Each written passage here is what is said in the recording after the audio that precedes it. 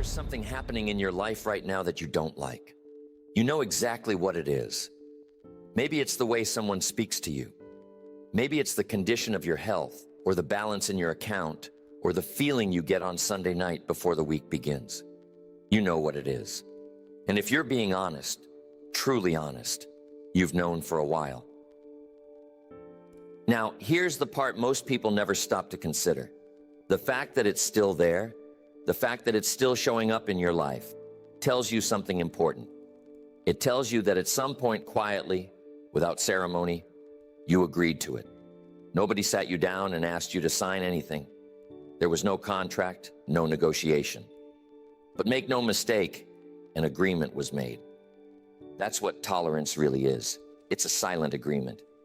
Every time you let something slide, every time you look the other way, every time you say, "It's not that bad," or "I'll deal with it later," you are entering into an arrangement with life.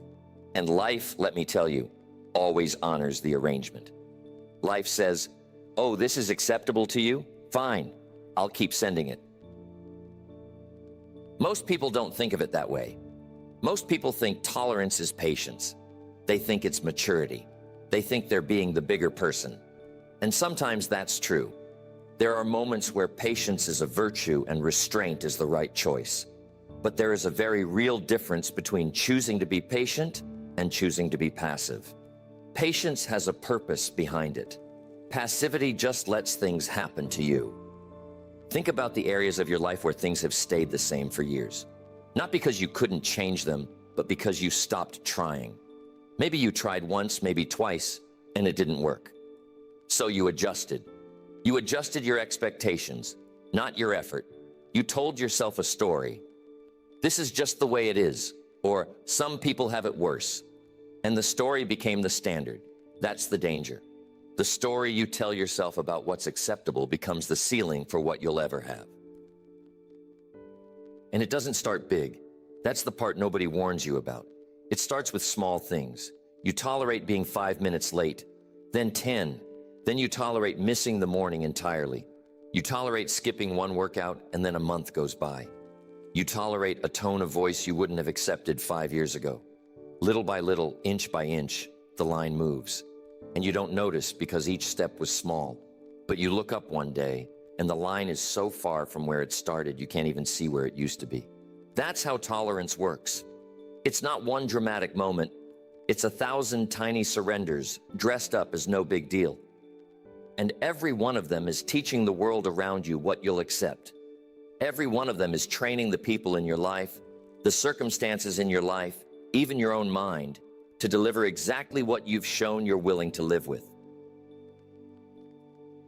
There's an old idea that says, you don't get what you want in life. You get what you tolerate.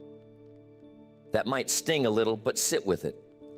Because if you look at the shape of your days, at the patterns, at the things that keep repeating, you'll start to see the fingerprints of your own tolerance everywhere. You'll see where you gave permission, not with words, but with silence, not with a decision, but with the absence of one. And here's the part that matters most. It's not permanent. The agreement can be rewritten, but you have to see it first. You have to be willing to look at your life and say, I allowed this, not with guilt, not with shame, but with clarity. Because the moment you see the agreement for what it is, you hold the power to change it. The moment you stop pretending it happened to you and start recognizing that it happened through you, through your tolerance, through your silence, through your willingness to accept less, that's the moment everything can begin to shift. But nothing shifts until you stop agreeing. Nothing changes until you look at the thing you've been tolerating and say, not anymore. That's where it all begins. Not with a new plan, not with a new goal, with a new standard, with the simple, honest recognition that what you've been allowing is exactly what you've been getting. And if you want something different, the first thing that has to change is what you're willing to put up with. Now, I want to talk about comfort for a moment because comfort is one of the most misunderstood forces in a human life. Everybody wants to be comfortable. That's natural. Nobody gets up in the morning hoping for a difficult day. But there's a difference between resting in comfort you've earned and hiding in comfort you've settled for. And most people, if they're honest, are doing the second one. Comfort has a way of creeping in.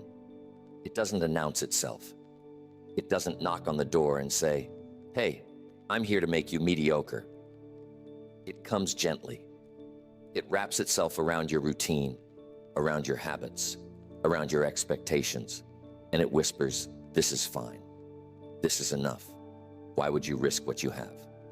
And because it feels warm, because it feels safe, you believe it. But here's what comfort doesn't tell you. While it's keeping you safe, it's also keeping you small. While it's protecting you from failure, it's also protecting you from growth. You can't have it both ways. You cannot stay exactly where you are and also become the person you were meant to be. Those two things don't live in the same house. Think about the last time you grew, really grew, as a person. Was it during a comfortable season? Was it when everything was easy and predictable? Or was it when something forced you out of your routine? When something challenged you, stretched you, demanded more from you than you thought you had?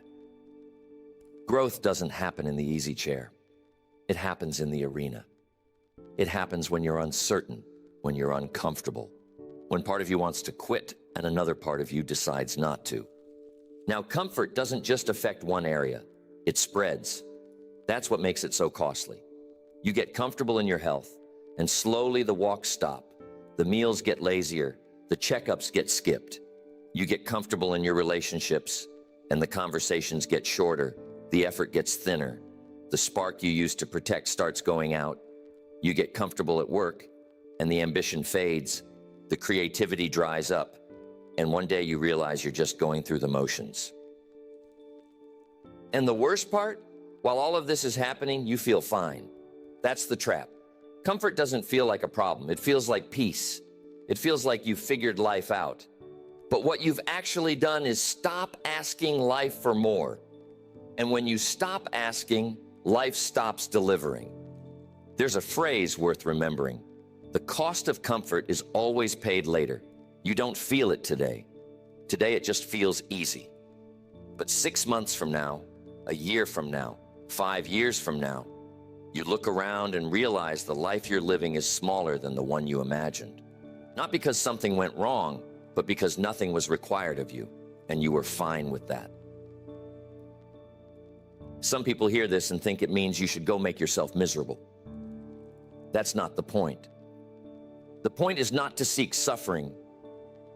The point is to stop avoiding everything that's hard. Because on the other side of hard is where everything you actually want is sitting. The better health, the better relationship, the better career, the better version of you. It's all behind a door marked uncomfortable. And most people walk past that door every day and choose the one marked familiar instead. Now think about what you're tolerating right now in the name of comfort. What have you stopped challenging because it's easier to leave it alone? What truth have you stopped telling because the conversation would be awkward? What dream have you stopped chasing because the risk doesn't feel worth it? Those aren't small questions. Those are the questions that determine the shape of your future. Comfort is not your friend when it becomes your master. When it goes from something you enjoy to something you need, you've lost ground. And most people don't realize it until the gap between where they are and where they could have been becomes impossible to ignore. Don't wait for that moment. Don't wait until the cost shows up on your doorstep. Start paying attention now.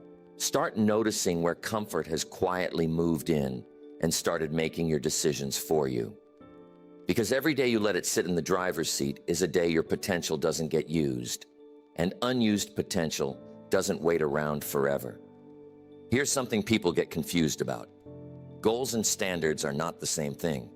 Everyone has goals. Everyone has something they'd like to accomplish, something they're hoping for, something they've written down or thought about or talked about with someone they trust. But goals are about the future. Standards are about right now. And what you do right now, the standard you hold yourself to today, is what actually builds the life you end up with. A goal says, I want to be healthy. A standard says, I don't miss workouts. A goal says, I want a great relationship. A standard says, I don't let disrespect go unanswered. A goal says, I want to be successful. A standard says, I don't cut corners, even when nobody is watching. Do you see the difference? A goal is a wish with a deadline. A standard is a line you refuse to cross. And the line is what shapes your life, not the wish. Most people spend all their energy on goals and almost none on standards. They write down where they want to be in 5 years, but never define what they're willing to accept today. And that's why so many people with big goals end up with average results, because the daily standard didn't match the big vision. You can't aim for greatness and tolerate mediocrity at the same time. The math doesn't work. Think about someone you admire, someone who's built something real, not someone who got lucky, but someone who built it brick by brick. If you watch how they live, you'll notice something. They have standards, not just in the big moments, but in the small ones. The way they show up, the way they prepare, the way they treat people, the way they handle disappointment. There's a consistency there. And that consistency isn't talent. It isn't luck. It's a standard they set for themselves that they refuse to drop below. Now, here's where most people stumble. They set standards during their motivated moments. You know those moments. You just watched something inspiring. You just had a wake-up call. You just made a promise to yourself at the start of a new year. In those moments, your standards are sky high. But what happens when the motivation fades? What happens on a Tuesday afternoon when nobody's watching and you don't feel like doing the work? That's when standards get tested. That's when most people quietly lower the bar and tell themselves they'll raise it again tomorrow. But tomorrow has a way of turning into next week. Next week turns into next month. And before you know it, the standard you set in your most inspired moment has been replaced by whatever feels easiest in your least inspired one. That's not failure. That's not weakness. That's just what happens when your standards depend on how you feel instead of who you've decided to be. The people who build lives they're proud of don't wait to feel like it. They've already decided what the standard is, and they hold it whether they feel like it or not. Rain or shine, good day or bad day, motivated or exhausted. The standard doesn't move. And because it doesn't move, the results stack up. Day after day, week after week, year after year, the standard compounds. And one day, people look at what they've built and call it success. But it wasn't one success. It was 1,000 days of holding the line. Ask yourself right now, what are your standards? Not your goals, not your dreams. What are the things you absolutely will not tolerate from yourself? What are the non-negotiables? If you can't answer that clearly, don't be surprised when life delivers something less than what you wanted. Because life doesn't give you what you ask for in your best moments. Life gives you what you accept in your worst ones. So this isn't about setting more goals. You probably have enough goals. This is about raising the floor. This is about deciding that the lowest version of your day, the lowest quality of your effort, the bare minimum you'll accept from yourself, that all of that gets an upgrade. Because when the floor goes up, everything above it has to rise with it. You don't build an extraordinary life with extraordinary bursts of effort. You build it with an ordinary standard that you hold extraordinarily well. There's something you need to say that you haven't said yet. There's a conversation sitting in the back of your mind that you've rehearsed 100 times, but never actually had. Maybe it's with someone you love. Maybe it's with someone you work with. Maybe it's with yourself, but it's there. And the fact that it's still there, unspoken, unresolved, is costing you more than you think. Most people avoid hard conversations because they're afraid of what will happen after. They're afraid of conflict. They're afraid of rejection. They're afraid that if they say the thing they really need to say, the relationship will break, the situation will get worse, or they'll be seen as difficult. So they stay quiet. They swallow it. They keep the peace. But here's what nobody tells you. The peace you're keeping isn't really peace. It's tension with a smile on it. When you avoid saying what needs to be said, you don't make the problem go away. You just move it underground. It shows up in your tone of voice. It shows up in your energy. It shows up in the resentment that builds so slowly you don't even realize it's there until one day it overflows in the wrong place, at the wrong time, over something small that had nothing to do with the real issue. That's what happens when words go unspoken. They don't disappear, they rot. And it's not just conversations with other people.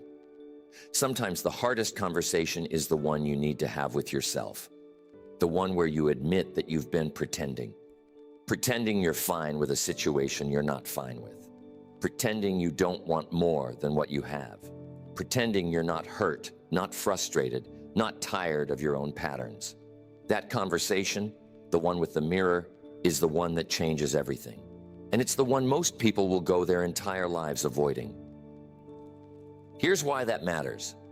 Every boundary you don't set becomes a space that someone or something else fills. Every time you don't say, this isn't acceptable, you're saying this is fine. And the people around you take that at face value. They don't know what you're thinking. They don't know what you're holding back. All they know is what you show them. And if what you show them is that everything is okay, they have no reason to change. You've trained them, not with cruelty, not with manipulation, with silence. Now, some people will tell you that setting boundaries and having those hard conversations is selfish. That's not true. What's selfish is letting a relationship slowly die because you were too afraid to be honest. What's selfish is letting your own life shrink because you didn't want to make anyone uncomfortable. Real love, real respect requires truth. And truth, by nature, is sometimes uncomfortable. But it's the kind of uncomfortable that leads somewhere. It's the kind that clears the air, sets the foundation, and gives both people a fair chance. Think about the relationships in your life that are the strongest, the ones that have lasted, that have weathered storms, that feel real and solid. I'd be willing to guess those relationships have a history of honest conversation. Not easy conversation, honest conversation. The kind where both people felt heard, where both people said what they meant, even when it was hard. Those relationships survived not because people avoided conflict, but because they walked through it together. Now think about the ones that fell apart, the ones that ended badly or faded away. How many of those had a conversation that never happened? How many of those had a truth that got buried until it was too late? If you look closely, you'll find that most broken things in life didn't break all at once. They broke slowly in the silence between what was felt and what was said. So whatever it is you've been avoiding, say it. Not with cruelty, not with blame, but with honesty. Say it because you respect yourself enough to live in truth. Say it because you respect the other person enough to give them a chance to hear it. And if the conversation is with yourself, have it. Sit down, get quiet, and tell yourself the truth about where you are and what needs to change. Because the life you build after that conversation is always bigger than the one you were building while avoiding it. Knowing what you should stop tolerating and actually stopping it are two very different things. Most people already know what needs to change. They know the habits that are dragging them down. They know the situations that are taking more than they give. They know the standards that have slipped. The knowing was never the problem. The doing is where it falls apart. And the reason it falls apart is because people try to make change through motivation. They wait for a feeling, some burst of energy or inspiration, and then they act on it. And for a while, it works. You feel fired up, you make a declaration, you draw a line in the sand, but then a week goes by. The feeling fades, the old patterns start creeping back in, and the line you drew, it gets smudged, then stepped over, then forgotten. That's not change, that's a reaction. Real change doesn't come from motivation. Real change comes from a decision that you back up with action day after day, whether the motivation is there or not. Let me tell you what a real decision looks like. A real decision is when you say, this is how it's going to be from now on, and then your behavior matches that statement for longer than a week. It's not dramatic. It's not loud. Nobody has to see it. But you know when you've actually decided something and when you've just had a moment. The difference shows up on the hard days, the days when nobody's watching, when it would be easy to slip, when every part of you wants to go back to the old way. Those are the days that separate people who talk about change from people who live it. Now, when you first start drawing real lines, don't be surprised if the world pushes back. People who are used to your old standard won't be thrilled about the new one. Situations that used to get a pass will suddenly feel uncomfortable because you've stopped allowing them. That friction is normal. In fact, if there's no friction, you probably haven't changed much. Change creates resistance. That's how you know it's real. The key is not to flinch. When the pushback comes, when the discomfort rises, when the old habits start calling your name, that's exactly the moment where your new standard is being forged. That's the fire. And if you can hold your ground through it, not perfectly, not without struggle, but without surrendering, you'll come out on the other side stronger than before. That's how standards become permanent. Not because they were easy to hold, but because you held them when it was hard. And here's something most people overlook. You don't have to change everything at once. In fact, trying to overhaul your entire life in one move is one of the fastest ways to end up right back where you started. Pick one thing, one standard you've let slip, one tolerance that's been costing you, just one. Draw the line there. Hold it for a week, then another week, then a month. Let it become part of who you are, not just something you're trying. And once that line feels solid, draw the next one. That's how real, lasting change is built. It's not a revolution, it's a sequence. One line at a time, one standard at a time, one decision followed by one more decision. And over time, those decisions stack up. They become a pattern. The pattern becomes a lifestyle. The lifestyle becomes your identity. And once it's your identity, once you don't just act like someone with high standards, but you are someone with high standards, you'll never go back. Because going back would mean becoming someone you're no longer willing to be. Let me leave you with this thought. 5 years from now, you will be living the life that your standards allow. Not the life your goals promised. Not the life your dreams painted. The life your daily standards allowed. If that thought excites you, you're on the right path. If it makes you uncomfortable, good. That discomfort is an invitation. It's telling you that something needs to move, something needs to rise, and that something is you. You don't need a better plan. You don't need a better opportunity. You don't need someone else to change first. You need to decide what you will no longer accept from the world, from the people around you, and most importantly, from yourself. Draw the line. Mean it. Hold it. And watch what happens when the world finally realizes you're serious. Because the moment you stop tolerating less, life has no choice but to give you more. That's not a theory. That's not wishful thinking. That is the way it works. What you tolerate is what you'll get. So stop tolerating what you don't want and start demanding what you do today, not tomorrow, today.